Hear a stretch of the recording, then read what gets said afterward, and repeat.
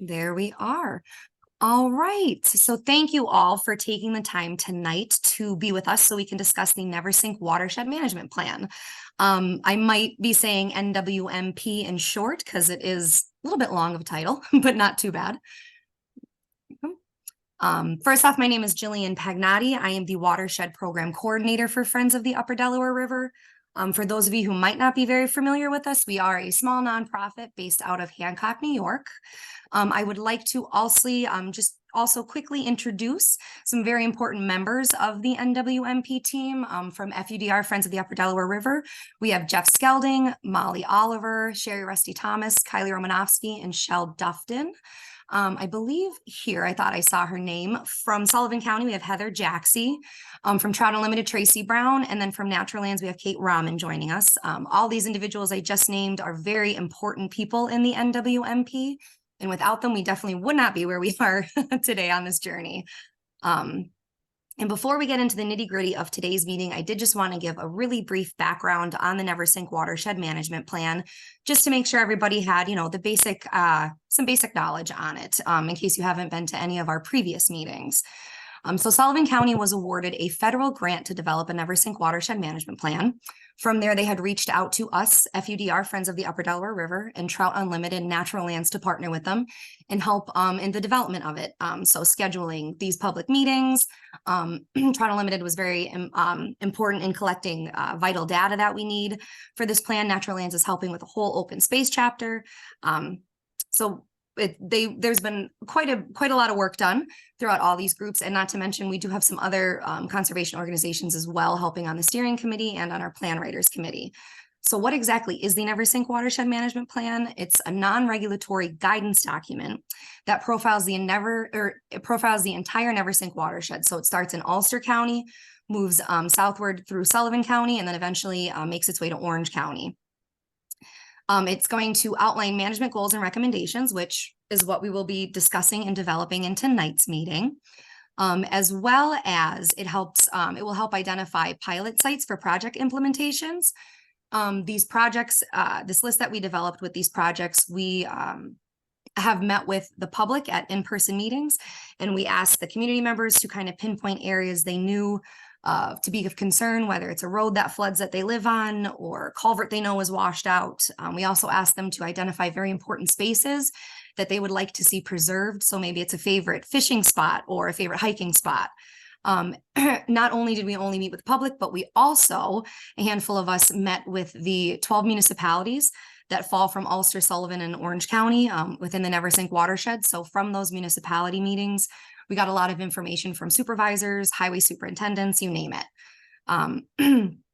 So if you are interested in learning anything more about the Neversink, you can always visit our website, which I will drop that in the chat in a couple here, just so you have that. There are some previous meetings that were recorded you can also catch up on. Now that you have a little bit of background on the Neversink, I'd like to proceed with what our meeting is going to be about tonight. Tonight, we have another person. Tonight, we are going to be discussing the Neversink Watershed Management Plan's vision statement, goals, strategies, and actions. So I will share my screen so we can start this discussion. I think we have a small enough crew tonight that we could ask everyone to just quickly introduce themselves, just so we know. For sure. I wasn't sure if we would have enough time, but I guess what we could. Yeah, I guess what we can do is I did introduce myself, so I'll just call on Molly since she's right there next. Well, we can go down that way. Because you introduced FUDR, we could hand it off. How about to Jesse? He's the next one I see on my screen. Anyway. Hi, all. My name is Jesse Vidala. I help represent the team, as Jillian mentioned, with Tracy Brown, managing restoration around New York State. I work on the outreach side of things for our team. Largely passionate about the Neversink watershed, happy to be here and to stay abreast of the development for this particular process. So yeah, happy to be here. Thanks for having me. Joe Ancher.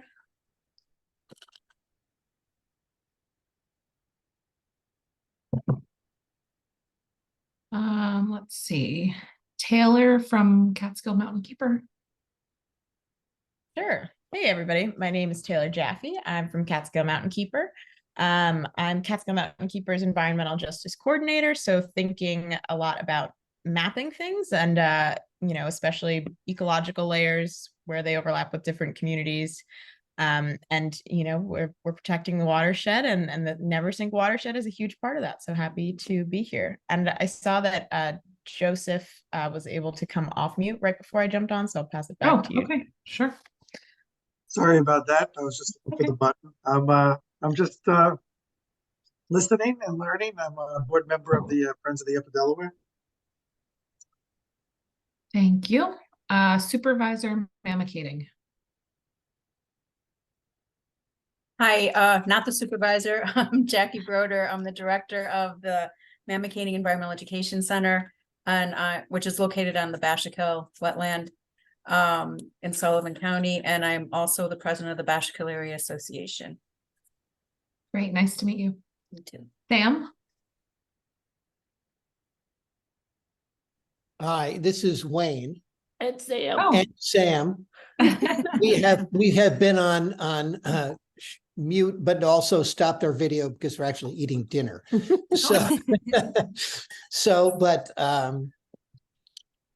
Sam is a very active member of virtually everything.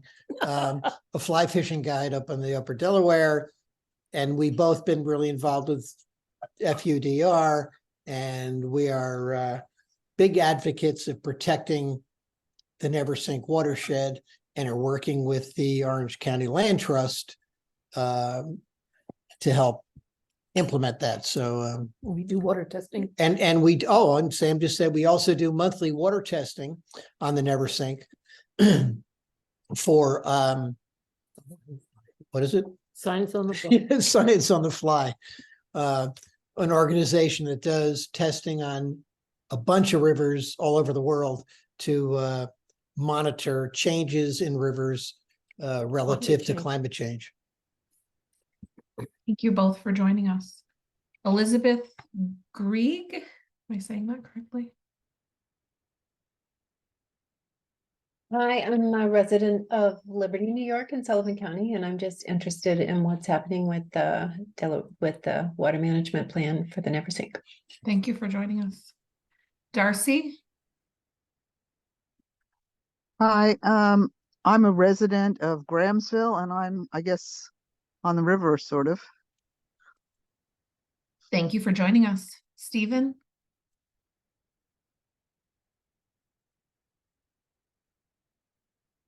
Okay, Sue. Oh, there. Never mind. Hi, Oh, hey, Steve. I didn't realize that was.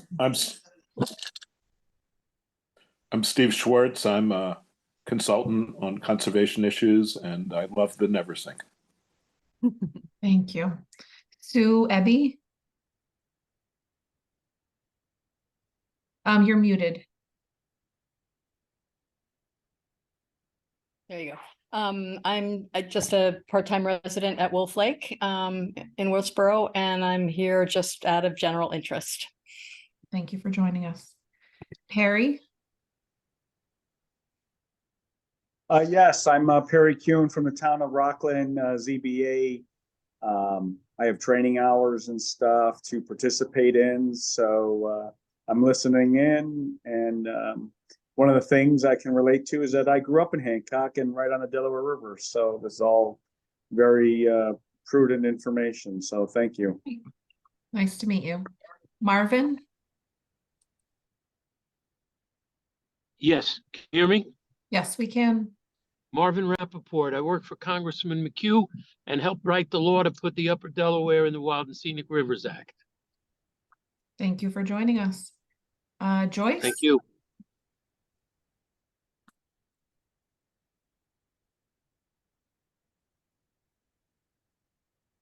Maybe we'll come back to her. Brent.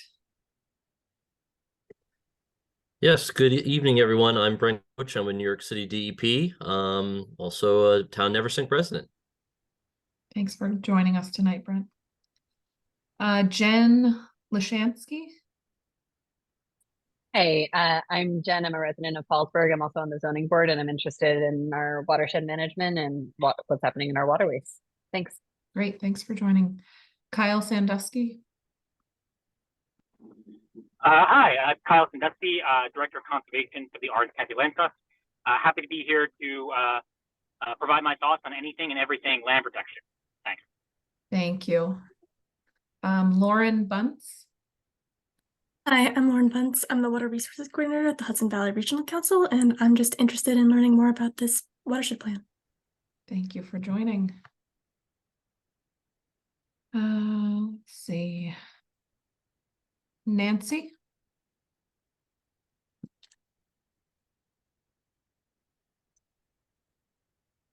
Maybe Nancy stepped away. Brenda.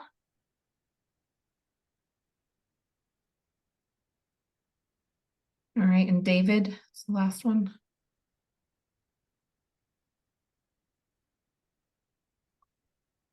Okay, what about Daniel? Actually.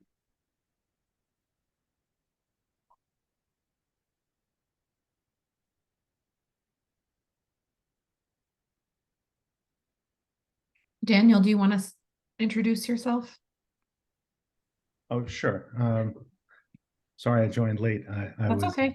midst, but yeah, my name's Dan Zilker, and I'm just an interested party. I'm a fisherman, and I fish the gorge through the Neversink, for many years, and I'm curious to hear what what's transpiring, and I'm curious to hear what some of the suggestions are. Great. Well, thanks for joining us. You bet. Thanks for having me. Did anyone else join at the last minute? Yeah, I did it. It's Heather Oh, Jackson, hi, Heather. County Planning. Good to see you. All right, Jillian, I'm throwing it back to you. Oh, it's all good. I think we got everybody. All right, let me share my screen with y'all and I will pull up what we will be discussing. All right, so we are going to be discussing, as I had said in emails and earlier, if you got any of our social media posts, we will be discussing the vision statement, the purpose statement, goals, strategies, and actions of the Neversink Watershed Management Plan.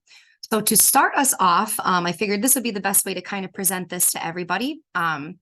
We're going to start with the vision statement and we will be able to take some notes. We'll take a couple moments just to discuss this. We have gone over this for the past few weeks. The plan writers been back and forth on what really encompasses the vision statement. So what we had landed on was the Neversink watershed will be full of vibrant communities with clean water for humans and wildlife.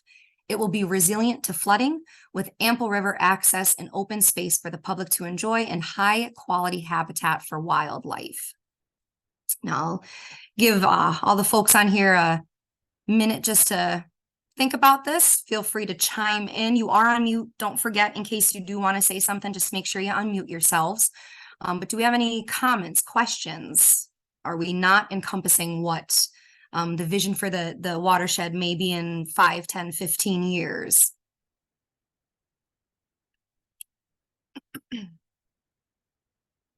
Did we?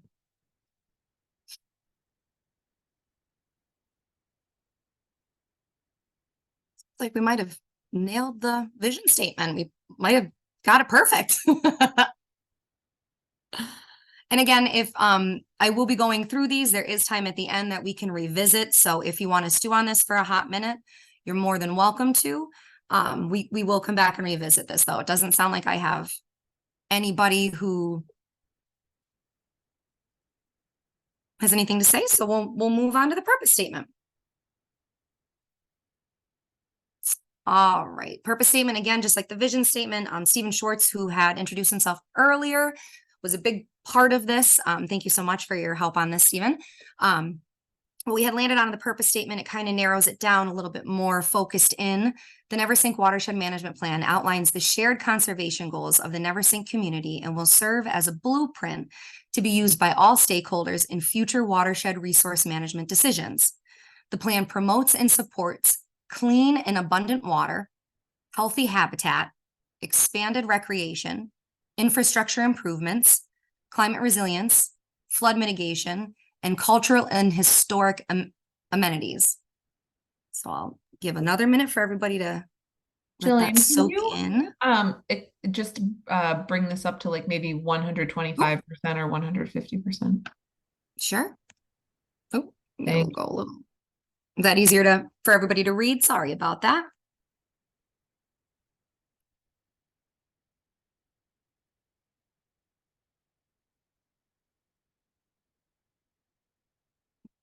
Let's see my little.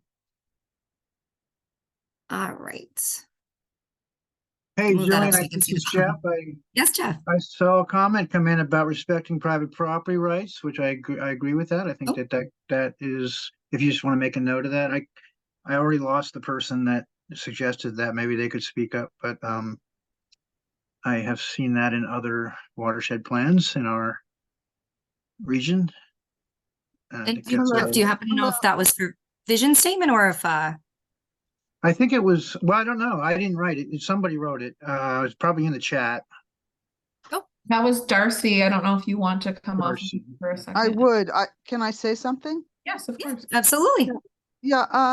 I have a place in Grahamsville, and we've had a fair amount of impact from over promotion for tourism in the Blue Hole. Well, yeah. And there is not enough support for the tourists and the people who live along the road on the Grahamsville side are sort of bearing a little bit of the brunt of that, because we're serving as information centers. People are parking on our property because it's the first place they can get broadband. There's no mention here of making sure that there are going to be ways for people to have good communications if they have a problem. There's nothing about making sure that these areas are all broadband accessible, so that if someone gets in trouble, they can get some help. I'm not interested in promoting more public trespassing, basically, on property without that kind of support.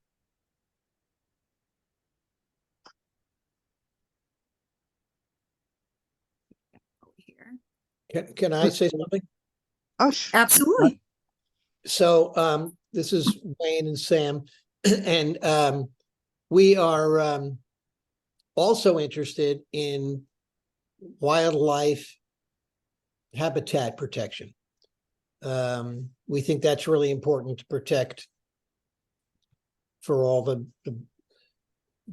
various forms of wildlife that we have in this area, that's important. And given the previous comment about excess, what she views as excess tourism, and I think, tourism has been a big promotion. One thing I think that needs to be considered more in that are bathrooms.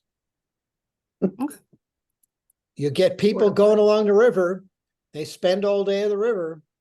Where do they go to the bathroom? We need to address this kind of stuff. So just trying to keep this organized. Wayne, some of the stuff you're saying kind of overlaps with a few slides that are in our near future here. Okay. We're at the purpose statement now, so I think we're okay. We have healthy habitat in there. I in my mind, that kind of implies wildlife, but I understand what you're saying, and we'll take that under consideration. Okay, yeah, Jeff, I'd missed that. I see that healthy habitat. Yes, thank you. Yeah, there's nothing in here that says anything about local property or local property owners or respect for them. I don't want to have any, new rules or anything placed. I thoroughly believe in, preserving the wildlife, and I make a lot of efforts personally to plant trees and make sure that, I do what I can to promote that, but something has to be in here that's not going to be infringing and creating more problems for people who own property there. Sure. Hey, Darcy, it's Jeff again. We did this exercise up in Delaware County. Very similar concept. Heard that loud and clear. Just to be clear, this plan is not in any way promoting any kind of future regulation and of any kind. It's simply a guidance document that will only come alive if people make it come alive. And it's also you know, it's trying to take everything into consideration, and I hear your point and agree with you that we should be mentioning your concern there. So we will take that into consideration. We have do you have seen- we have one more comment from Jen, who's had her hand up for a little bit. Yeah, I'm just curious, kind of along those lines, but on a separate track here. A lot of the towns in the area are due to look at their town zoning or to look at their comprehensive plans, and I'm wondering if this if that would encompass any part of this, or if there's any sort of support that can be given as towns and municipalities look at like land development and zoning. Yeah, so Jen, it's Jeff again. We've done this kind of giant tour of the watershed, we being FUDR and Child Unlimited. And we have, I think, interviewed, and Heather Jackson from the Sullivan County Planning has been with us too. And so we've interviewed and sat down with every town supervisor and highway person and others associated personnel, and you know, and the hamlets and villages too. And this has come up. Yes, this has come up. You know, one of the tricky things here is overlapping plans, and you know, too many plans, and which plan are we, you know, so, you know, this plan has to kind of be a general overlay. And what we hope, I think, at least this is my opinion, as the individual towns start to put together, do things like comp plans or zoning, that, you know, that this is a resource document for them. Okay, so that's kind of how I view it. This is a blueprint for the overall watershed, and we got to figure out creative ways to integrate that with the individual jurisdictions that are making these kinds of decisions on watershed resources. Heather, I encourage you to jump in here if I said something wrong, or if you have something to add there. No, you have it right. I do think we're jumping the gun a little bit on the topics because we're sort of on the broad portion of the plan right now. So some of these things you'll see filtering in later on. Yep.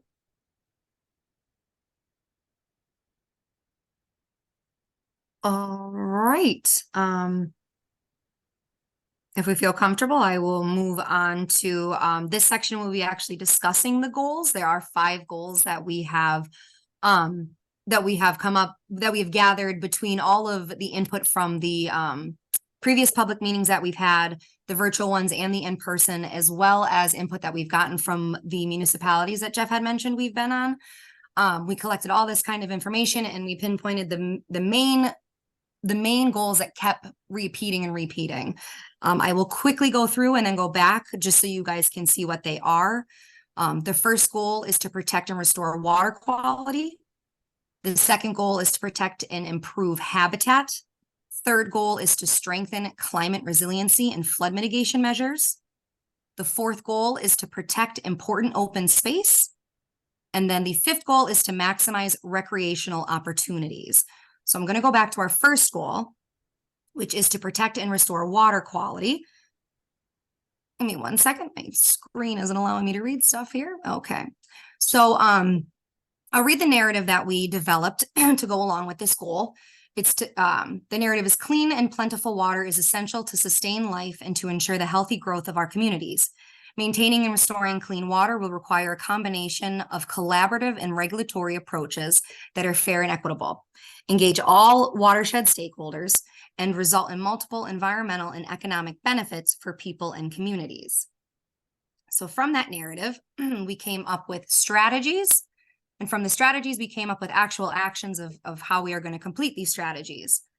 The strategies for this first goal is to implement stream restoration projects that stabilize banks, reconnect floodplains, create aquatic habitat, and reduce erosion and sedimentation. Improve stormwater controls and green infrastructure. Conduct fact-finding and pilot projects such as sewage pollution from small packaging plants or private septic systems, just for examples. Enforce state pollutant discharge elimination system, or SPEDS permits. Curb the spread of invasive species such as, but not limited to, knotweed, water chestnut, ash borer, lanternfly. Those are just a few. We do have a reference link that I will put in the chat later. So if anybody's curious to check out the full list of invasive species, you will have that at your fingertips. Next would be to encourage best management practices for forested areas. identify and protect land that is critical to protecting water quality and enhancing aquatic health, develop understanding of emerging contaminants and salt, support and encourage water conservation, create stream buffers, and establish critical environmental areas, or CEAs. Now, how would we actually come around to put these strategies in place? Some of the actions: add riparian buffers for X amount of miles. Once we have all the data collected, we'll be able to, input those exact numbers or rough estimates close to. Explore the potential of multi-jurisdictional sewer management. Secure grants for source water protection. Port Jervis, when we met with them, they had brought up an example of that. Some open space goals would be to protect acres of headwaters, riparian land, and and also protect wetlands. Ensure flows from privately held dams in the headwaters. Develop public education program for landowners. And just for a reference, a good resource would be the Catskills Regional Invasive Species Partnership, or CRISP, which is something all can check out for a little education. And last would be to ID and protect land in the headwaters, particularly around headwater dams. I don't know if this is zoomed in a little too much. I maybe zoom out a teeny bit so we can see a little bit more at once. We'll pull up. It's a little tough because it's small, but I'll let you read over this for a hot minute. Again, take yourself off mute. Please let us know your thoughts. If you want to reference a certain number here, for instance, if you have something to say about 8, just let me know so I can add the appropriate notes into the right one.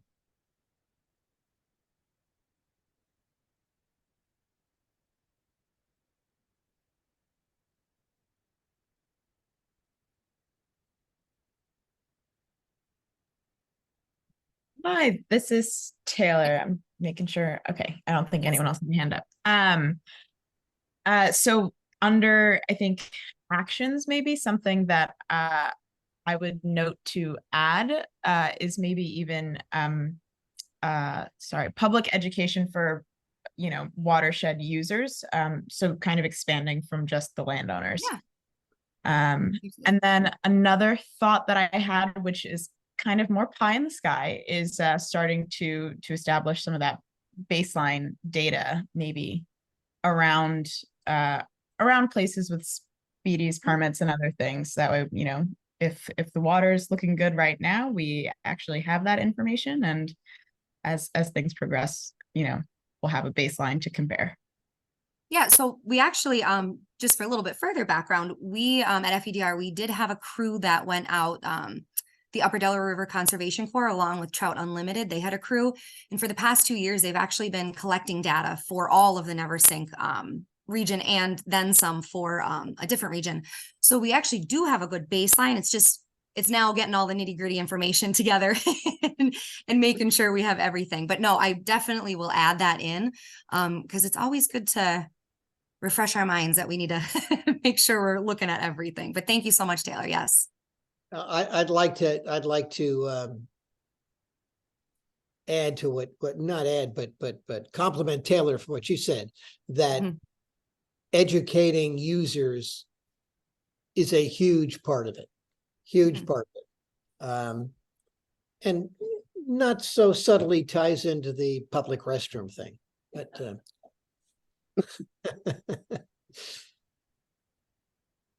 Oh, I can agree with you. There's a lot that everyone could use to learn about proper management. So yes, absolutely. Education is definitely something that we're highlighting for sure. All right, I will move on to our second goal. Our second goal, to protect and improve habitat. Our narrative that we were able to land on is healthy habitat means ensuring high functioning physical conditions, both in the river, along the river, and throughout the watershed. These include natural stream bed composition, riparian buffers that filter and curb runoff, functioning floodplains, and protecting important natural areas throughout the watershed.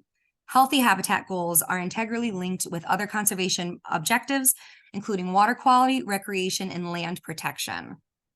So some strategies along with our second goal: curb the spread of invasive species, again, all those ones we mentioned and then some. Provide stream connectivity throughout the watershed.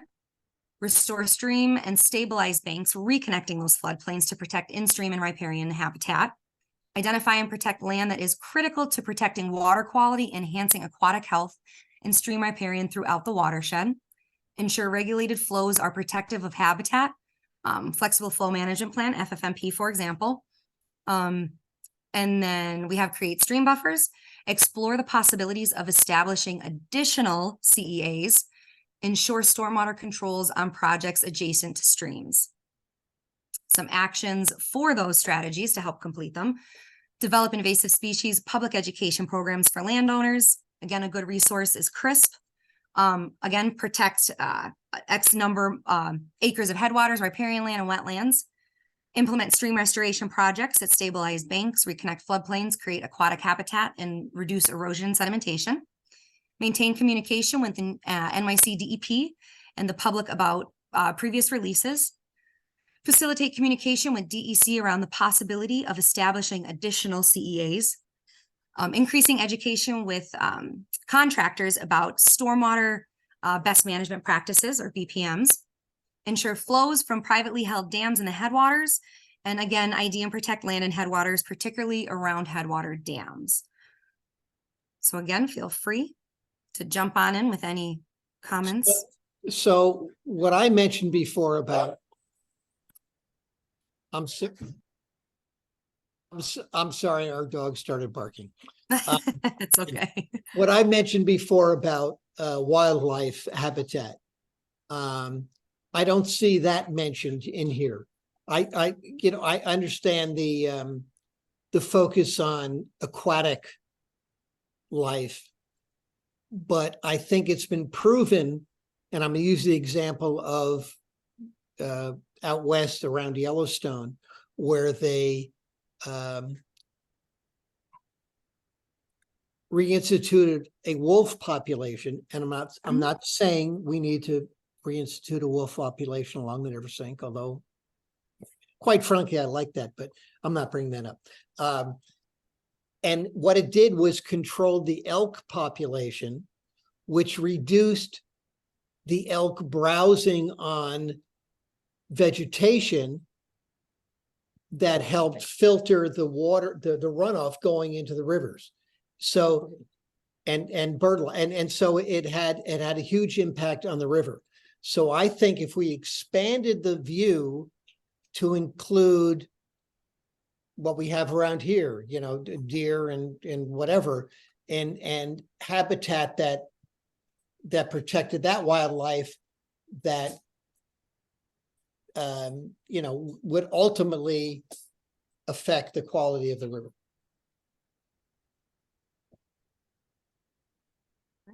I definitely made a note of that. And yeah, absolutely. That is a very important aspect, especially for this goal. So we'll definitely take that in and figure out how to add that in. I don't want to force you to go all the way back, but I think there in the goal statement, wildlife is mentioned, is it not? Or am I forgetting? Or for the vision statement? So we're right at the very beginning, Wayne, you see that, right? We got that in there twice, actually. I don't know if you're looking at your computer right now. Yeah, but I am. I'm sorry. Yes, Jeff, I missed so that. it is there, but I hear you. We could do more. I mean, we mentioned it in the goal statement, which implies that we should be, you know, following through in some of the strategies and actions. So it just seemed to me in that particular section, it seemed appropriate to mention it. That's all. Sure. Oh, good comment. Yeah, for sure. All right, I'll let Kate go. I see she has her hand raised. Yeah, no, I think this is a great comment, and I was just wondering, and maybe Heather or Jeff, you have the answer to this. Is there habitat of threatened and endangered species mapped, or do you have a tool in PA? We run a analysis through a tool on a shapefile, and we can find out about the threatened and endangered species. Is there existing mapping or a similar program in New York? I know that the DEC has maps, but they don't necessarily share it because they don't want everybody to know where certain things are. Yeah, I can also add that the New York Natural Heritage Program does have extensive data sets on endangered species, you know, ecotypes and that kind of stuff. It is not publicly available, but we can certainly use it as an internal site. I do have access to that data. but it's not something that we can incorporate into any kind of analysis, but we can't necessarily share it publicly. That's exactly how our tool is in Pennsylvania, and that's why they make you go through the tool. I was thinking maybe we could run it on each of the sub watersheds and at least have that data internally somewhere so that we can quickly identify areas where those where the habitat for threatened and endangered species at least is critical and protected. Thanks.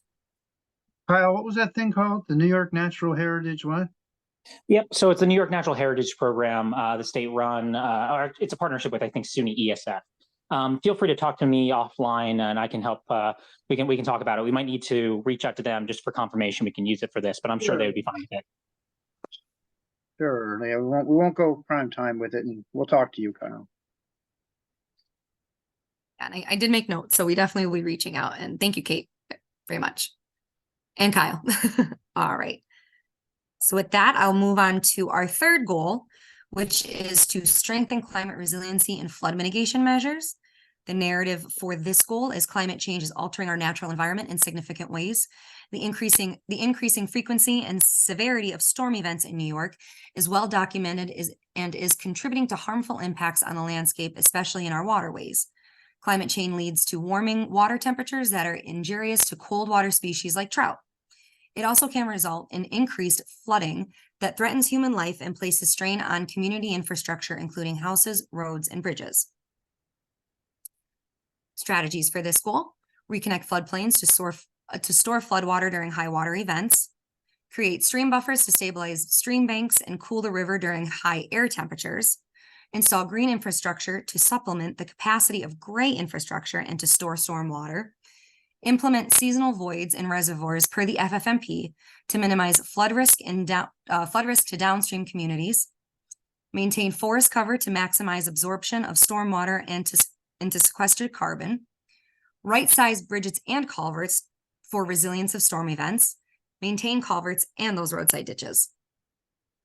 So some actions to go along with our strategies: communication with NYC DEP and the public about reservoir levels, assess and prioritize the need for stream buffers, host meetings to discuss culvert and roadside ditch maintenance, educating the community about the importance of maintaining forest cover, implement X number of stream projects to restore floodplains, also get the right size for culverts and implement those projects, review and update hazard mitigation plans. So again, I'll give you a minute and let me know if you have any thoughts on any of these.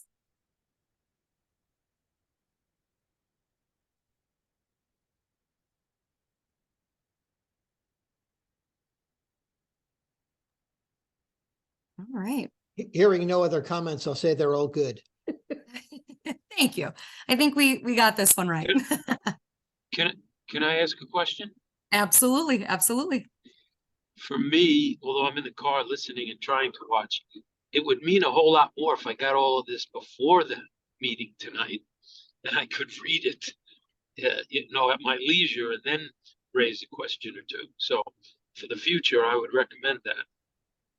Yes, absolutely. We wish we were able to do that. Unfortunately, we have been working on this right up until this meeting. So it has taken a lot of weeks to put this information together. After today's meeting, probably by next week, mid-next week, beginning of next week, you will receive a PowerPoint so you could view anything, and you can, again, be able to write in or email, whatever. But I wish we were able to kind of share this earlier, but as I said, it did take up until the nitty-gritty to get this all sorted out to make sure we were covering everything. But definitely we'll take that into consideration for future. Sure. I don't mean to demean the work that went into it. I know it's quite a bit and we appreciate it. Thank you. Absolutely. Thank you. Thank you. Jillian, right. it's Yeah. Elizabeth Gregg. I have a comment. Absolutely. About educating the community about the importance of maintaining forest cover. I would include educating the community and developers. I mean, developers are part of the community, but I think they should really be called out because they have a lot of say over clear cutting when they're doing developments. That was number 15. I just want to make sure I note that in the right area for when I go back. Absolutely. Absolutely. I agree with you. Something Yeah, that Elizabeth. Hi, Elizabeth. Were you at any of the prior public meetings? Yes. This is Jeff. I think I recognize you. Yeah. Yeah, that was a dominant theme. We heard that loud and clear. Okay, good. So that shows up in a lot of our conversations and notes and writing, so. Great. Thank you. Glad to hear that.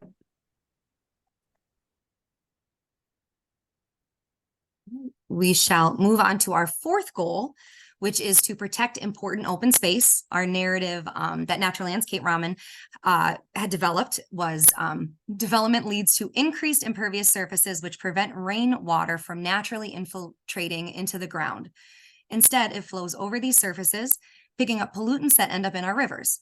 The protection of open space reduces the amount of nitrogen, phosphorus, and sediment in our waterways. Land use regulations can play a crucial role in protecting water quality as well as environmentally sensitive features like riparian buffers, steep slopes, and wetlands. I need to scroll for that one. Our strategies are identify open space priorities in the watershed, support the implementation of the Orange County Open Space Plan since they do have one, protect land using conservation easements or outright purchase by state, county, municipal officials or land trusts, encourage land use regulations that protect the water quality and prevent degradation of waterways, secure conservation easements, and pursue land acquisition opportunities.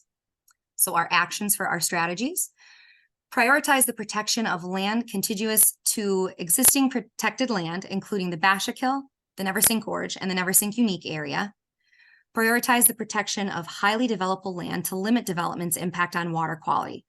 Developability should be considered to ensure that public funds are being used effectively. For example, if the protection of a property owner prevents two structures from being developed, the impact on water quality is not significantly different than what would have occurred without spending public funds.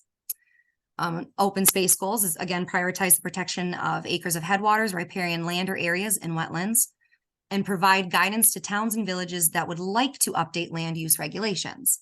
I will leave this floor open for you guys to discuss. Kate, if I missed anything, please let me know. Or if you want to further expand on anything. You did a great job. I did make the point earlier too about habitat. I think maybe we should say we should have an additional goal for habitat in here in the open space actions. So prioritize, like identify where that habitat is, and then make sure we're prioritizing those open spaces that provide that habitat.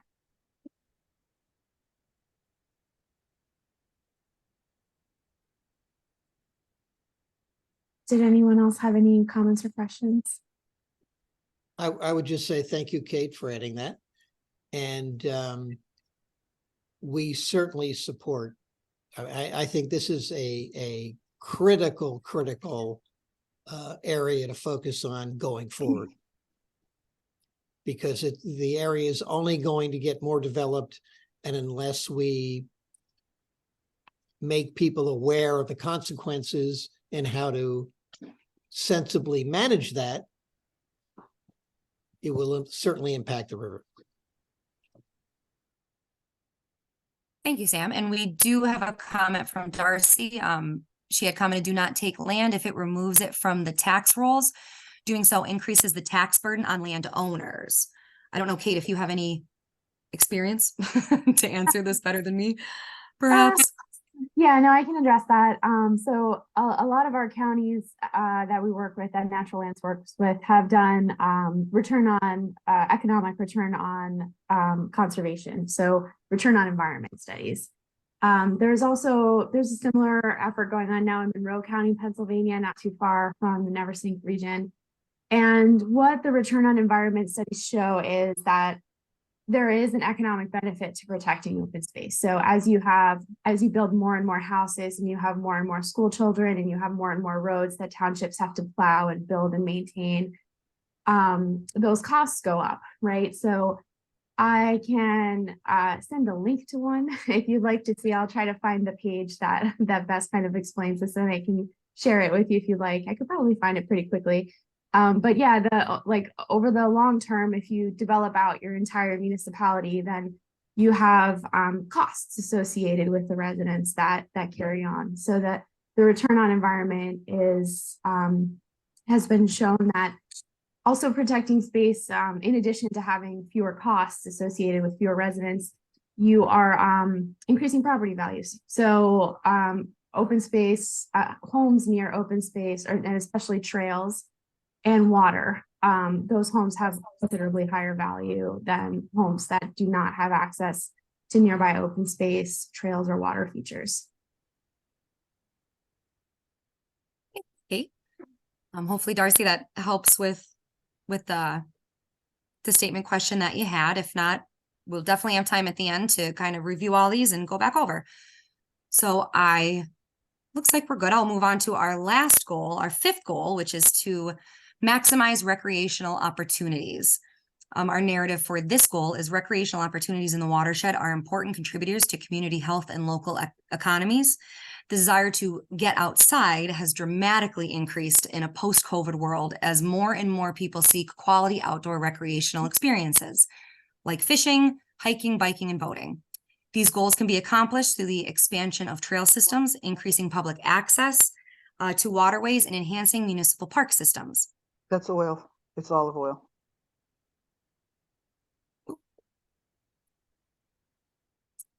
The strategies we have for this goal are to improve and expand public access to waterways, support implementation of the Sullivan County Park Plan, support implementation of Orange County Open Space Plan, support continued development of the Sullivan O&W Rail Trail, secure conservation easements, and pursue land acquisition opportunities.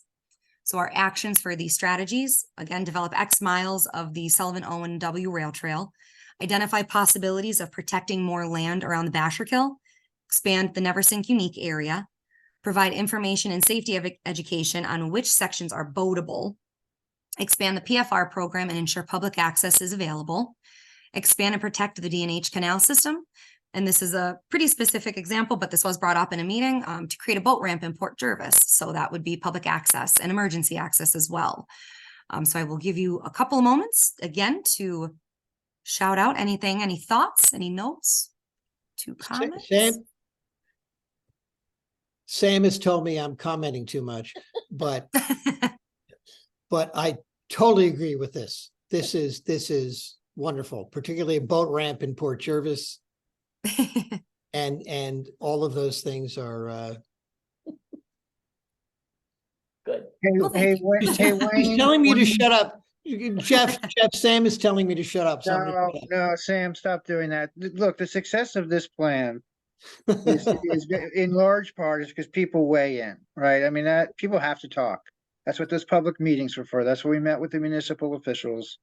Talking, what follows from talking is buy-in, and that's what we're going to ultimately need is buy-in, coordination, and collaboration. So, Sam, stop telling Wayne not to talk. And Darcy, I see you are using the chat a lot. I hear, not to jump around here, but I want to assure you that, the large group that has come together and put this plan together, we are obviously very focused on conservation and water quality, and you see the goals here. Maybe we don't say it enough, but there's nothing in this plan that in any way aspires to intrusion on private land or disadvantaging, if that's a word, disenfranchising landowners. It sort of runs through the whole theme here, but and as I see you chime in, I see that, maybe there is more space for, or needs to be made more space for that, your assertions on private land and landowners. So I hope you can trust that is forefront in our minds and implicit in everything we do. So. Can I add something also? Yes. Yep. During COVID, we're right that our nature center is right up against the Basherkill, and we saw a whole slew of new use. Cars from New Jersey and all over, people who'd never been here before, which was great. However, there was also an increase in garbage and dog feces and that kind of stuff. So I think it's really important to have some kind of rule enforcement along with, improving public access and expanding public access. I think enforcement is key too. I don't know how to make that happen, but maybe putting it here would be a good start. This might also be the right place for Wayne's earlier comment about additional bathrooms. You know, if there's not the right facilities to support the recreational uses, I think that's when things start to not function quite as well. So, I mean, I think it expands probably beyond bathrooms to, you know, signage and wayfinding and, you know, directing people to the correct places to park for the different amenities that they want to use. You know, even just having enough parking and enough, you know, of everything that supports the use of the recreational amenities.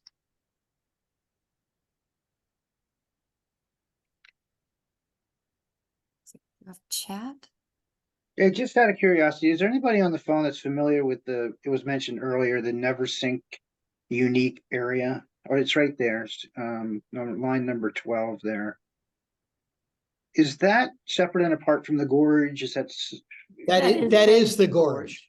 That is the gorge. Okay, just want to be clear here. Yeah. It's not bigger than the gorge, Wayne. It's the same Well, thing. the gorge is, you know, is a small section, but the unique area is, I think, 2,700 acres or something like I that. think it's 6,000. I don't know, Whatever. It's a lot of acres. It's a lot of acres. It's from Rock Hill to Cutterbackville. It's the gorge area, the gorge and the gorge area. Yeah, it runs from Rock Hill down to almost to Cutterbackville. So it's a big area.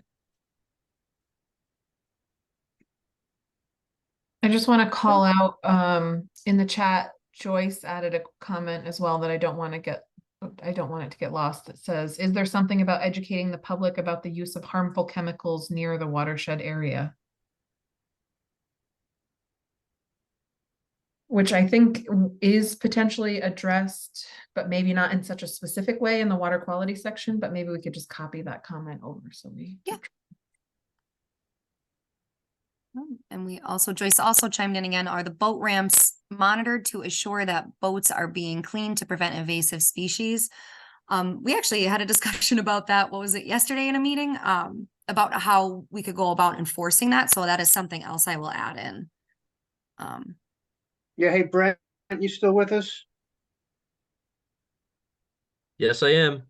You do that up there, right? You do that up in the city watershed? We do, yes. So there's boat clean stations for on the reservoirs that that allow public access for canoeing and kayaking, and the Neversink Reservoir is one of them. And that all works pretty good? Yeah, I mean, that's not my program specifically, but from my understanding, it works very well. You know, folks, before they put their boats on the reservoir, you know, take them to designated areas to get cleaned, and compliance is good, and you know, it seems to work out very well for us.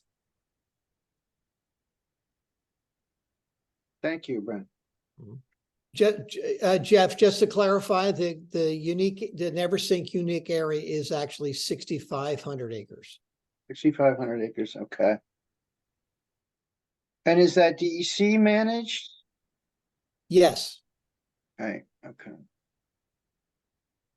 And I think at this point, we've gone through our vision, you know, all of the goals, strategies, and actions that we are thinking of right now.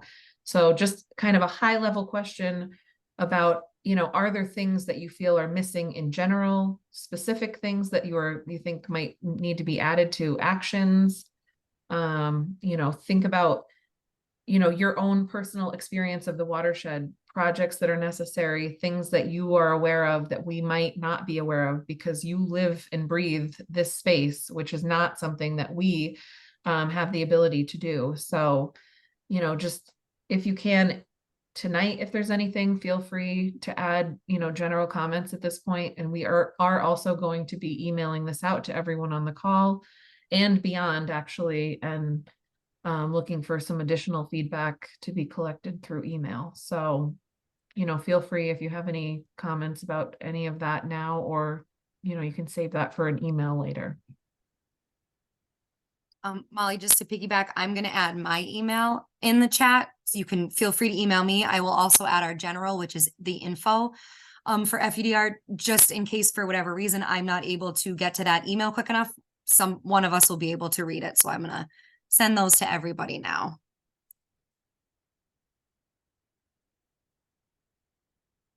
So everybody should have those. But yes, as Molly had said, is there any goal that we want to revisit or look at the vision statement, purpose statement again?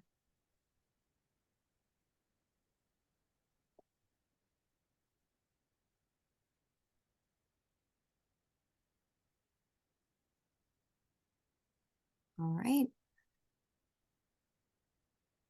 Looks like for right now, we have no further chats, I don't believe, or comments. I don't see anything. I don't see any hands raised. So Molly, Jeff, I don't know, was there anything else to cover? Did I miss anything, or good to go on to what our next steps are? Yeah, I think just review what our next steps are. Oh, thank you, Jen, for joining us. Thank you all so much. This is great.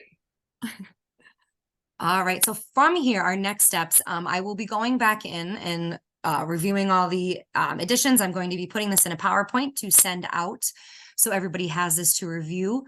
We're going to review this, and as Molly had said, we're going to send out kind of not a finalized, but a more put together list, so everybody, our big old mailing list that we have, can kind of give input on these goals, the vision statement and the purpose statement. We currently do have members of our plan writers team writing up the draft of the Neversink, and we will be reaching out to some steering committee members to help us complete those drafts.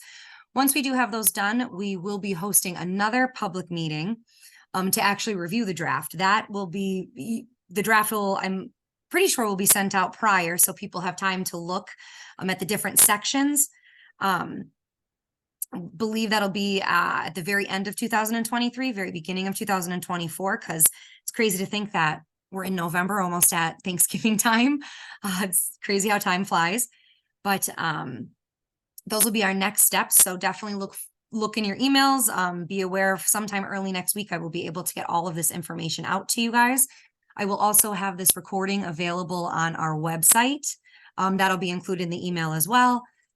We do have a chat. Let's see. Oh, thank you, Joyce.